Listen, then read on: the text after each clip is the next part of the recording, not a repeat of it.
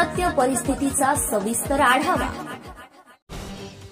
परंडा तालुक्यातील वाघेगव्हाण गावात पुराच्या पाण्यात अडकलेल्या सर्व नागरिकांना सुखरूप बाहेर काढण्यात बचाव पथकाला यश आले।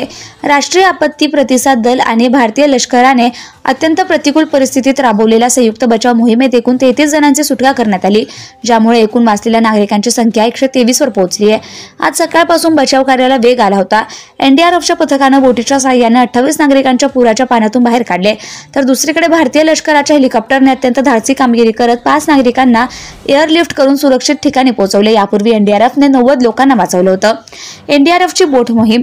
एनडीआरएफच्या जवानांनी बोटीच्या मदतीने गावातील घरामध्ये आणि उंच ठिकाणी अडकलेल्या 28 लोकांना बाहेर काढलं। लष्कराची एअरलिफ्ट। भारतीय लष्कराच्या हेलिकॉप्टरने घिरट्या घालत 5 जणांना यशस्वीरित्या एअरलिफ्ट केलं। एकूण बचाव कार्य। यासह संपूर्ण बचाव मोहिमेत आतापर्यंत एकूण 123 नागरिकांची सुखरूप सुटका करण्यात आली आहे। सध्या सर्व नागरिकांना सुरक्षित ठिकाणी हलवण्यात आलं असून त्यांच्यावर आवश्यक उपचार आणि त्यांना अन्न पाणी पुरवलं जात आहे। प्रशासन परिस्थितीवर लक्ष ठेवून असून पुढील मदत कार्य सुरू आहे। एनडीआरएफ आणि भारतीय लष्कराच्या कामगिरीचं सर्वत्र कौतुक होत आहे। महाराष्ट्र टुडे मराठीसाठी ब्युरो रिपोर्ट समीर ओवाळ, परंडा, धाराशिव।